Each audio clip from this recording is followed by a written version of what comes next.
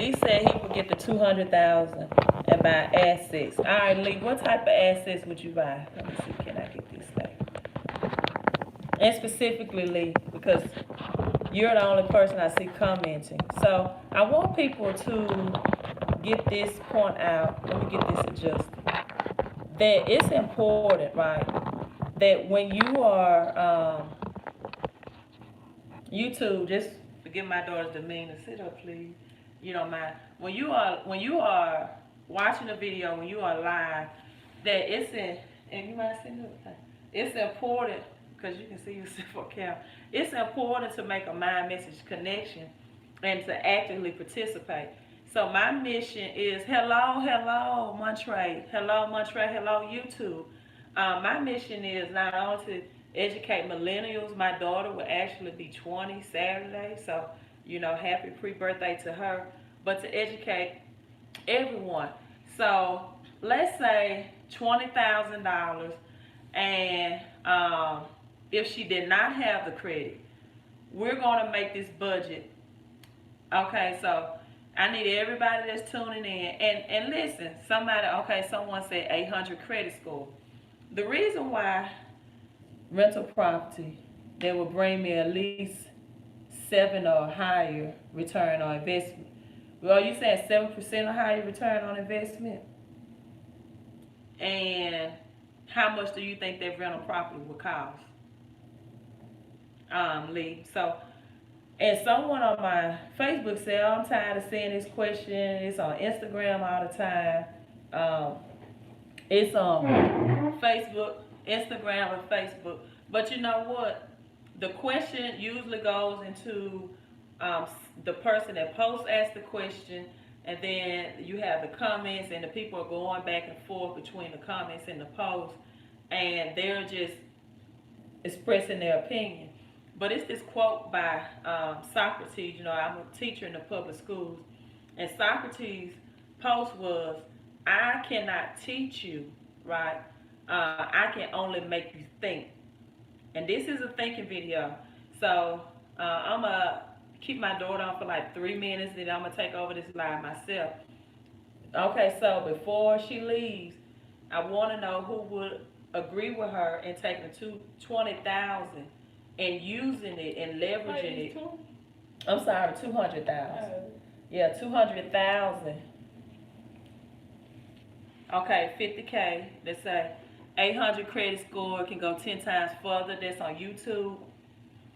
Because the whole purpose of this question is to get people to think, right? I had someone tell me, I don't need the credit because I had this connection in the bank and I knew somebody, and even with a credit score under 700, I was able to get hard money loans, right? But that hard money loan, how much interest rate did it come to? Now that person said 10%. I don't know how valid that is, because anytime you go through a hard money lender, their interest rate are usually higher than 10% interest. It could be true, it could be valid, but my thing is, let's do the math. So Kayla takes the $20,000. Let me stand up. Or some other people take the $20,000, and this is something that I think a lot of people are missing out on. So you all are going to help me do the math in this. Let's say, just in case she has no credit or low credit, out of the, and I don't think you all can see if you can, well, that's too dark. But it's $20,000 on the board. You give me purple, I'm going to see how that works. And let's say she has no credit, or the purple. I don't know if red. And it said easy payment mark. Let's say she puts $1,000 for credit. I don't even know if you all can't see that. We'll try red. So that leaves a balance of, what's the balance? What? 1,000 from 200,000. I mean 199. 199, 199,000. I don't think they're gonna be able to see that either. So 199,000 roughly. So if she do not have the credit, she needs to establish the credit. We're going to allocate $1,000 to establish it, right? So 199,000 roughly. And now we forgot about the main thing that I think a lot of people don't bring out in this. What do you think that is? One thing that we leave out of the cash. You all answer that for me on Facebook and YouTube. What you mean? If you get the $200,000 cash, what are we leaving out? Taxes. Huh? Right. Taxes. I think he's somebody just gave me $200,000. Well, even if it was gifted to you, the IRS still. They ain't gonna put it in the bank. Well, nobody wants to just give you $200,000 if it's a lot more. If they don't get some type of benefits out of it, I don't think, unless you just a person that we see on the movies that find $200,000 bag, but that's more likely not going to be the case. So, how much you all think that taxes on $200,000 will be? Instagram, Facebook, YouTube, you all help me answer that. How much you think, Kayla, how much you think taxes on $200,000 will be? Percentage? Yeah. Don't look at my cheat sheet because I already got it written down.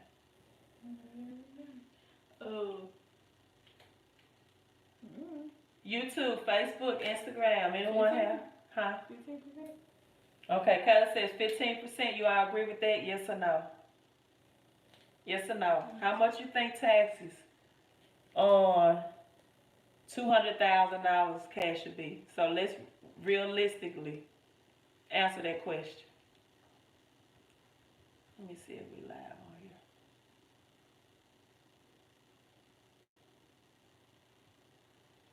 Let me cut this down. Taxes on, thanks a lot for missing my video.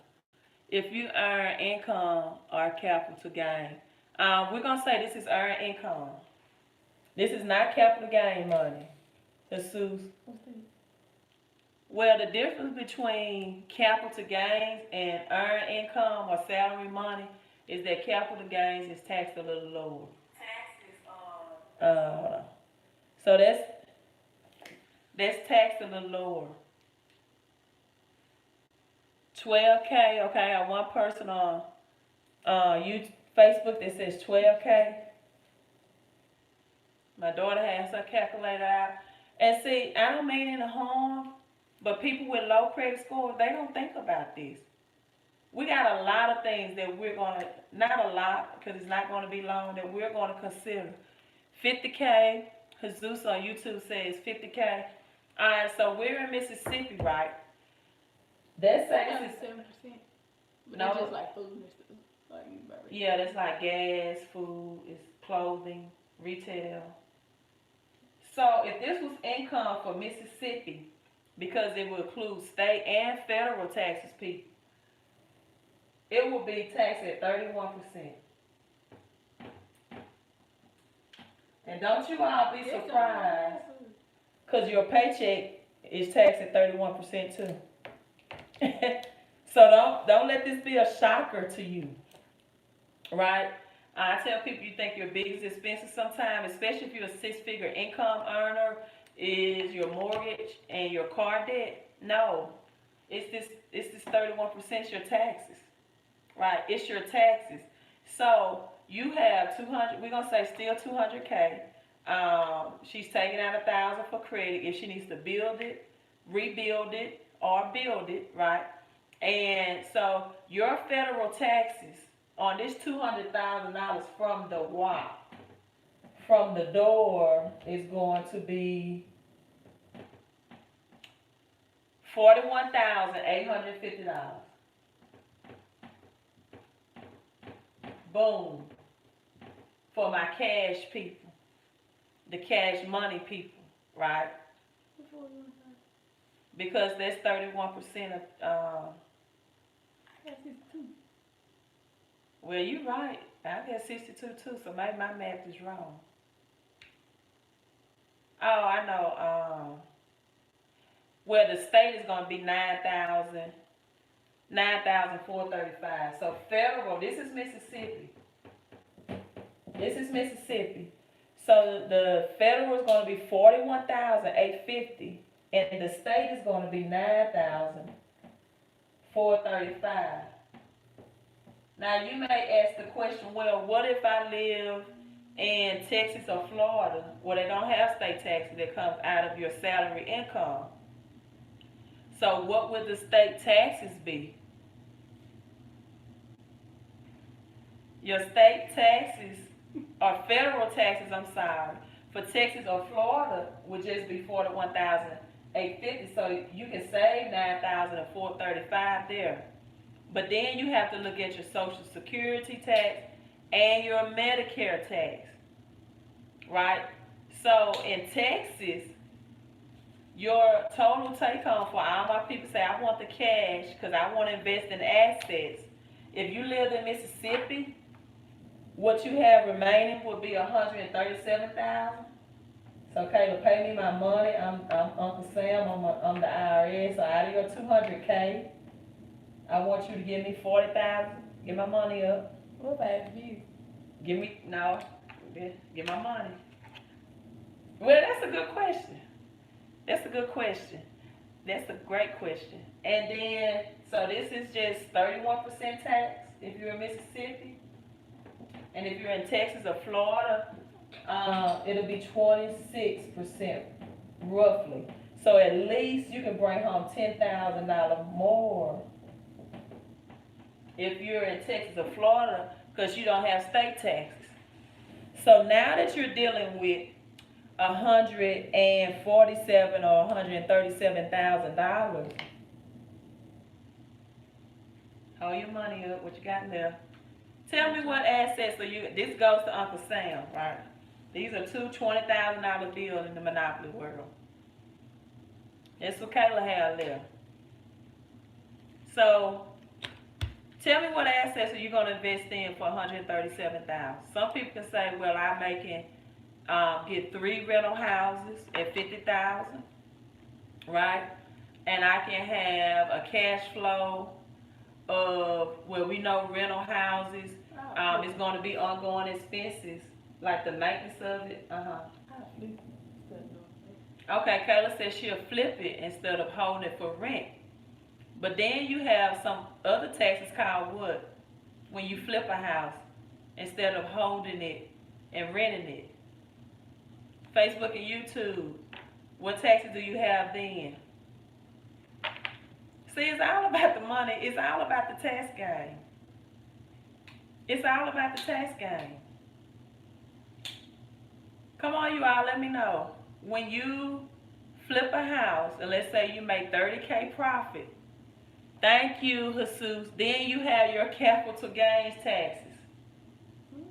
So now, you spent, let's say $40,000 on flipping a house. You bought it for, let's say 20. You put 15 or 20 into it to fix it up. Put it on the market to sell. Then you got to pay your realtor commission, which in Mississippi, you know, if they help you sell it, or you can try to list it on your own. But if you need help with a realtor, they may get $6,000 or $7,000 commission out of this. So now you're paying your realtor for helping you put your home on the market to sell. And then you make $30,000 profit, but then you have to pay your capital gain taxes. So do you all know, estimate how much capital gain taxes will be taxed on it? Okay, she made $30K. So how much would the capital gain taxes be taxed on it? If she made $30K in profit. Any answers? Okay, Jesus, 15%. So it's not as high as 31. You're getting half or 26%.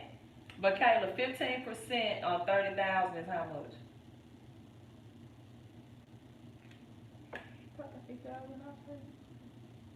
Right off the top of my head, I know it'll be 6,000. 2 times 3 is 6. They're gonna say about 8, 6 to 8. So we'll say between $7,000 and $8,000. So I got some people say, well, hey, I'm still $23,000. Okay, thank you, Jesus, because I have said 40 roughly. I think it'll be a little. Let's say. He said 15 what? He's 15% of 30,000. Yeah, it'll be 4,500. You're right, 4,500. Okay, Lee said he would try to buy it whole. So okay, 4,500 tax. Let's say you got a realtor. We're gonna just say we just gave the realtor 3,000 commission. So that's 7,000 right there. So roughly about 2,500, 20,000 profit. So Kayla gets $20,000 back, right? Let's say this, the 20,000 that she put into the home to renovate, we're giving her that back in profit. So really, she's out of. She put 40,000 in it, so her real profit is roughly about 20,000. Now it's still not bad because Kayla's still working with 1, 2, 3, 4, 5, 6, 2, 4, 6, 8, $120,000 now. We're down for 120. We're down to 120. So taxes have taken, what, 60,000? I mean 80,000, because we're at one. You talking about all the time? We're at 140,000 on side. Taxes have taken 60,000. So Kayla still has 140,000 in the game. So what's the next thing we have to look at that eats up cash? Kayla? You lost me when you said capital gain. I don't know what you're talking about. Capital gains is when you buy something and sell it for a profit. It's like you can buy stocks for $5, and then you can sell that back into the stock market for maybe $15. So you made a what profit? You bought it for $5, you sold it for $15, a $10 profit. But Uncle Sam said anytime you sell something, because it's different types of ways to earn money. You got capital gains income, you got earned income from a job, which is taxed the highest. Earned income is, this is where your 31 plus 26% is taxed the highest. Then you have portfolio income. It's a lot, and I'll teach you that probably in this video. So you're working with this, and I have so many people say, hey, rental houses. But you do this 2 or 3 times. And if you do this 3 more times, let's say you just, with the same scenario, and you're paying this much in taxes, that's gonna leave you with 60,000 left. And then the next thing we have to consider is what? Besides taxes. Okay, Sue says capital gains are anything that goes up in value. If you place a 401k exchange, avoid capital gains until you purchase another investment. 401k exchanges that involve stocks, Lee? Because if you're looking and studying anything about the stock market right now, which 401ks are usually tied and connected with, then we know the stock market is manipulated, and you can be rich Monday in the stock market, and then if it dramatically drop in points Friday, you can't be rich. So kind of that's it. You have any questions? I'm not gonna be long. I have to work on credit. You lost. I don't know what you're talking about. What do you mean you lost? Like capital gain, all of taxes. I don't know what they mean. Okay, well that's why we do these videos, and we'll get into it where you can learn. Oh, 401 exchanges involves real estate. I don't know much about that, Lee, so let me know. But I do. The other thing before Kayla leaves, because I told her I was not going to keep her long, you can place it in an IRA. What type of Roth IRA? Most IRAs I really don't like the idea of, because you get taxed. You don't get taxed on the seed, but you get taxed on the harvest, which means the money you invest in is pre-tax dollars. So you're not taxed on the money that you put in the IRA. And again, I'm not a financial advisor, right?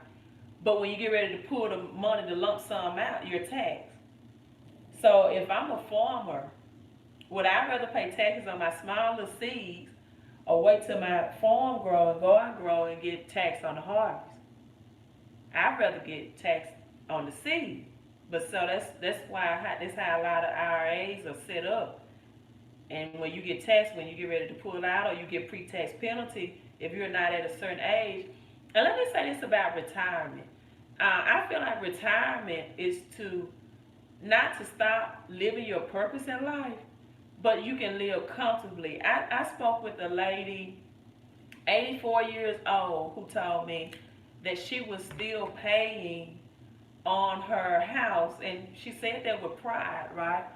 Um, After taxes for a Roth IRA, what are the penalties? I forgot. If you put out a Roth, if you pull your money out of Roth IRA, I don't know if it's 56 or whatever, but there are, penalties where you will be taxed. And so you have to wait till you get to that age. So what if an emergency arrives and you're still going to be taxed on that? And I know, like for a teacher, pensions, even if you get your lump sum of a pension payout instead of taking those small little increments of pension payments, you get taxed on that twice. When you take it out, you're taxed, and then you're taxed again because now that's added to you as income. So you get taxed twice by taking your own money out of pensions. And the same thing with 401ks if the stock market doesn't drop with the stocks that you might have invested in. So, in short, Kayla, the whole name of the game when dealing with cash, buy a house cash, or then get a HELOC and use that money to take out the second property. Jesus, a HELOC, which is a home equity line of credit, it real work, but you have to make sure that your house is not upside down. But I guess you're saying get a HELOC, excuse me. I guess you're saying get a HELOC on the property that you own or that the property you invested in. So a HELOC, for the people that don't know, is a home equity line of credit. It comes if you have equity in the house, but we do know in 2008, a lot of reason why a lot of people went bankruptcy, it was because of the mortgage, the housing industry, and the automobile industry. And where they could not put out equity on their home because the houses were upside down, meaning the amount they owed on it was more than what it was valued because the housing market crashed. And this, Kayla, recession that we're about to enter into is going to be worse than 2008 because now it involves student loans. We're $1.5 trillion in student loans, and inflation. And I think it's going to be hyperinflation. So, Kayla, we're saying we want the cash, $137,000 left, but we're not thinking now that this cash money is less valuable by the day. Meaning that if you had $137,000 cash in 2008, just 11 years ago, you could have purchased 10 houses. 2019, as today, that you can only purchase 3 or 2. So every day that you save your monopoly money and have it sitting in the banks, I had someone tell me, I couldn't believe it, but you have to meet people where you are. He thought this was a great accomplishment. He said, well, my children, my mother gave my children $1,000, and we just put in the bank in the savings. It's been there 2 years, and they've earned about $30. He thought that was a good thing. This is an educator in the public school system that told me that. He thought that was great. I'm like, $15 a year? Or your $1,000? That's what the bank gave you? Right. So you're right. And you think that's a good thing, and that $1,000 is sitting in that bank account. And you can purchase less and less with it by the year that it just sit there idle. Because prices are increasing every day for gas, daycare, groceries. So, how much would now? Kayla asked a good question. She told me she was tired, so I told her I wasn't going to keep her long. What if I start a business? Right? So that's the point I'm trying to get to. Did you all know that, Kayla, you can start as many businesses you would want to, and like let's just say a LLC. A LLC stands for limited liability company. That's a type of business. A lot of people do side hustles and do business on the side, and they're sole proprietors. And what's so sad about that, they get taxed just like an employee out of their taxes, out of the money that they make. So what they try to do is say, okay, I'm gonna have my side business, and I'm not gonna report my money to the government. You know, they try to keep that little money. They bake out of their house, sell food out of their house, and then when somebody say I got food poisoning from eating your food, now they put themselves in a position for a lawsuit. And now because they don't have a business entity separate from their personal, they can sue them from all their personal possessions.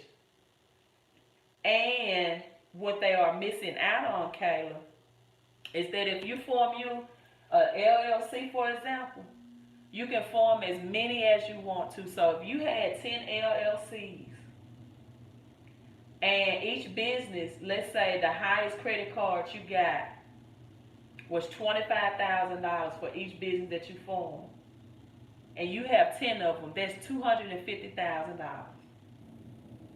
Not only could you use that money, recycle it, that once you pay it down, it'll always be there to get from again, so you can get more houses and more houses and more houses.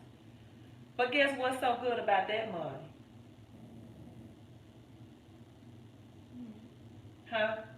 Come on, number one thing we talked about. No taxes. The reason most new businesses fail is because they underprice themselves. Maybe true. Your money has to keep moving. That's why I prefer assets over cash, because cash isn't real money, especially since cash, hold on, Lee, isn't connected to gold. Yes, Lee. So yes, this may be the age-old question. Maybe a lot of people post it. I don't think it's a right or wrong answer. Wherever people's mindset is, that's what they're going to think. But for my daughter, who's about to turn 20, Saturday, Jack Ma, the founder of, what's the name of it? Alibaba, whatever he's Alibaba from China, you know, that made the great, I don't know if I'm pronouncing it right, but I know his name is Jack Ma. He said that if you're not rich or have a mindset of prosperity, by the age of 35, the odds of you reaching it are gone. You won't be. And so I'm getting this to her. That was a stupid question. Somebody asked, how can I tell my turtle is overweight? Check your checking account, your bank account, and budget and see how much you're feeding it every month. That's how you can tell.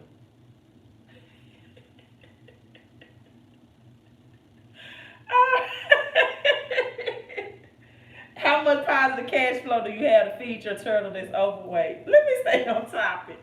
So, look how you looking on camera. Please. So, that's what I'm trying to teach her is, even though she's not excited about getting the information. So, I told her you can go to your room. But I think it would be a lot of millennials, her age, 19 and 20-year-old, who would like to know about this money game, right? Because you need to learn. I told, we went out to eat. You go ahead, I'll finish. Go finish. Thank you. We went out to eat at Outback, right? And I didn't see that coming on YouTube. We went out to eat at Outback, and I told the bartender, I said, man, is that all the alcohol you all put in those drinks, this little dose? And I said, it's all the way to the bottom. He said, well, hey, that's the way the game is played. We can't put you too much, and I'll be out of a job. We have to give you low dose. And I said, dude, if I was playing in this game, I'd look at my coach and tell him, sub me out, take me out the game. You know, I don't want to play in this game, and I'm not going to order a drink because I'm getting 90% or 95% juice anyway. So, I commend you for teaching your daughter now. I wish I would have had someone teach me at my age, but as you can see, she's not too enthusiastic. So She's gonna have to get it for her own. And to be honest with you, a lot of people that said they want the cash, they're not enthusiastic either, because it is a process. And when you, thank you so much, Lee. And when you're talking about credit, you have to be disciplined. You have to have that willpower, and you have to have the knowledge. If you know, people want some type of way for, 200K to just drop into their lap, but they don't look at the taxes. They don't look at inflation. Then you really ask yourself, you say the right things, but if you had to maintain a credit score, which takes more discipline, more willpower, then you would really put forth the effort to be more disciplined with your credit card, because you understand the hard work and the discipline that it takes to maintain a high credit score. And so, making money is not hard, it's not a mystery, right? But it's only a mystery if you're not looking for the answer. So I thank you all for tuning in. I have to, it's later than what I expect. I have to get back to helping people build their credit. And just know, I'm signing off. I want to mention this, and I'm signing off. If you, right, would like help with your personal credit, I do business credit, but not as much, more personal credit. I do offer credit consultation and cash flow consultation and collection debt consultation. I could go get my my backpack, but I don't want to stay in any longer. But I helped a lady who debt collectors was trying to collect 1,000. Who is that? I don't know who that is. I'm just gonna ignore that. $1,005, right? And she did not have to pay that collection. So it's other ways to, somebody on Facebook, block that person for me if you can. If not, I'll do it. And so $1,005 on a medical collection, right? So that's an idiot on Facebook. So anyway, let me log off. That's it. If you do more with credit, the money is always there. It's always available. What people don't understand with credit as well is that you can convert credit into cash. People don't understand that credit cards can be converted into cash, into liquidity. You can call your credit card company and say, I want a balance transfer, and transfer it directly into my checking account, and it's converted into cash. And that's what a lot of people don't understand. So let me see, can I block this person? Hey, I'm signing off. This is an idiot. Here on Facebook. And let me get to credit. Thanks for tuning in, Jesus. YouTube, thank you so much for commenting. And Lee on Facebook, thank you for commenting as well. Yeah, credit, you can use it over and over and over again, and you never pay taxes on it. You never pay taxes on debt, right? And you really don't have to deal with inflation that comes with cash money. So, hey, this is Queen of Credit here. Oh, what I was going to say, if you need a consultation, just like you're going to the doctor, you would not call a doctor over the phone, right, and say, hey, I want you to diagnose me over the phone. I'm not feeling well. I don't want to come in the office. I don't want to give you my previous history, right? I don't want to give you my previous medical history. I just want a diagnosis over the phone. Well, it's the same thing with your credit. Some people want help with their credit. Like, I had someone to tell me that they're, okay, this is what I have in my credit report. Okay, I don't know how to help you with that, because I don't know if it's reporting on Equifax, TransUnion, or Experian. I don't know if it's reporting on one of them or three of them. And so, you know what, people, you can't get help with your credit if you don't have your credit report. And I can't take a phone call from a non-client who I don't know. I have to look at it, because it might be one reason why you think you're getting denied for business credit, and it might be something else, right? So, hey, have your credit report. Know your consultation has to be paid for. It's a small deposit of $50, and that's what you got to do to get on the road to good credit. So, hey, I'm signing off, Queen of Credit. Thank you all for joining live. I thoroughly enjoyed the mastermind and the conversation.